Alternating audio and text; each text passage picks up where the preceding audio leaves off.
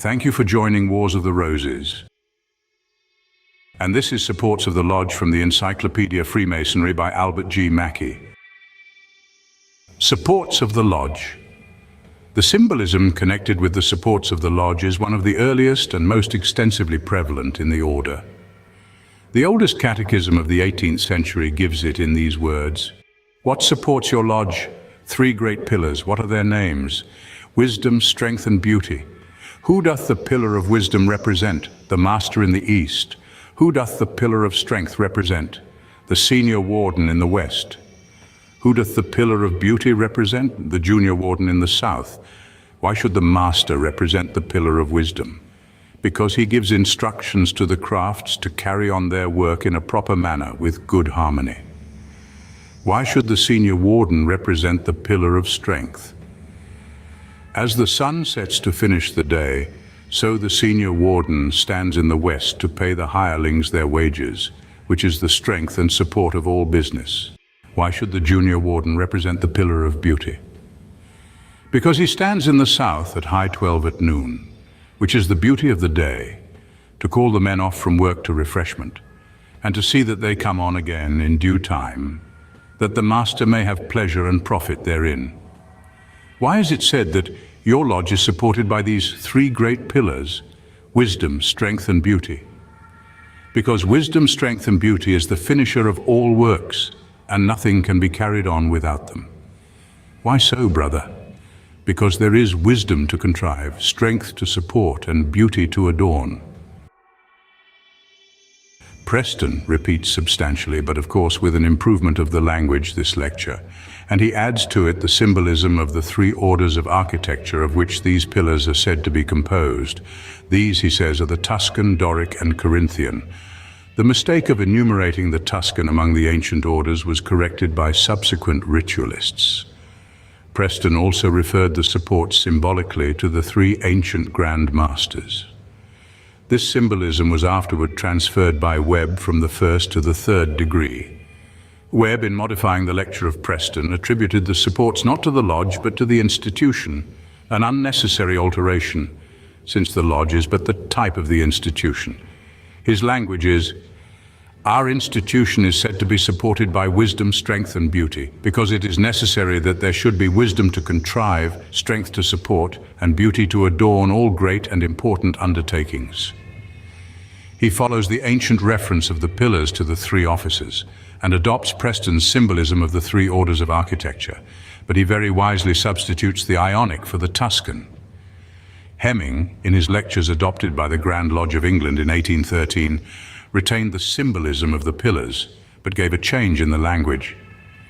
He said, "A Mason's lodge is supported by 3 grand pillars. They are called wisdom, strength, and beauty. Wisdom to contrive, strength to support, and beauty to adorn. Wisdom to direct us in all our undertakings, strength to support us in all our difficulties, and beauty to adorn the inward man." The French Freemasons preserve the same symbolism. Bazot, Manuel, page 225, says, 3 great pillars sustain the lodge. The first, the emblem of wisdom, is represented by the master who sits in the east, whence light and his commands emanate. The second, the emblem of strength, is represented by the senior warden, who sits in the west, where the workmen are paid, whose strength and existence are preserved by the wages which they receive. The third and last pillar is the emblem of beauty. It is represented by the junior warden, who sits in the south, because that position typifies the middle of the day, whose beauty is perfect. At this time the workmen repose from work, and it is thence that the junior warden sees them return to the lodge and resume their labors. German Freemasons also use them in lectures. Schroeder, the author of the most philosophical ritual, says, "The universal lodge, as well as every particular one, is supported by 3 great invisible columns: wisdom, strength, and beauty. For as every building is planned and fashioned by wisdom, owes its durability and solidity to strength, and is made symmetrical and harmonious by beauty, so ought our spiritual building to be designed by wisdom, which gives it the firm foundation of truth on which the strength of conviction may build, and self-knowledge complete the structure, and give it permanence and continuance by means of right, justice, and resolute perseverance. and beauty will finally adorn the edifice with all the social virtues, with brotherly love and union, with benevolence, kindness, and a comprehensive philanthropy. Stieglitz, in his work on the Old German Architecture, 1, page 239, after complaining that the building principles of the old German artists were lost to us, because considering them as secrets of the brotherhood, they deemed it unlawful to commit them to writing, yet thinks that enough may be found in the old documents of the fraternity to sustain the conjecture that these three supports were familiar to the operative Masons. He says, wisdom, strength, and beauty were honored by them as supporting pillars for the perfect accomplishment of the works, and thence they considered them symbolically as essential pillars for the support of the lodge. Wisdom, which established on science, gives invention to the artist and the right arrangement and appropriate disposition of the whole and of all its parts. Strength, which proceeding from the harmonious balance of all the forces, promotes the secure erection of the building, and beauty, which manifested in God's creation of the world, adorns the work and makes it perfect. We can hardly doubt from the early appearances of this symbol of the three supports and from its unchanged form in all countries that it dates its origin from a period earlier than the revival in 1717, and that it may be traced to the operative Masons of the Middle Ages, where Stieglitz says it existed.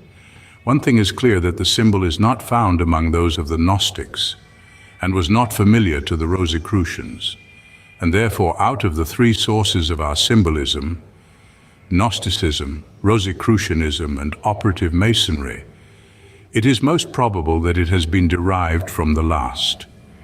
When the advanced degrees were fabricated and Christianity began to furnish its symbols and doctrine to the new Freemasonry, the old Temple of Solomon was by some of them abandoned, and that other temple adopted to which Christ had referred when he said, "Destroy this temple, and in 3 days I will raise it up." The old supports of wisdom, strength, and beauty, which had sufficed for the Gothic builders, and which they, borrowing them from the results of their labors on the cathedrals, had applied symbolically to their lodges, were discarded, and more spiritual supports for a more spiritual temple were to be selected. There had been a new dispensation, and there was to be a new temple. The great doctrine of that new dispensation was to furnish the supporting pillars for the new temple. In these high Christianized degrees, we therefore no longer find the columns of wisdom, strength, and beauty, but the spiritual ones of faith, hope, and charity. But the form of the symbolism is unchanged. The east, the west, and the south are still the spots where we find the new, as we did the old, pillars. Thus the triangle is preserved, for the triangle is the Masonic symbol of God, who is after all the true support of the lodge. Thank you for watching, and please don't forget to share, like, subscribe, and comment. And if you can, please consider donating to Wars of the Roses. Links to PayPal and Patreon are in the description. Thank you so very much.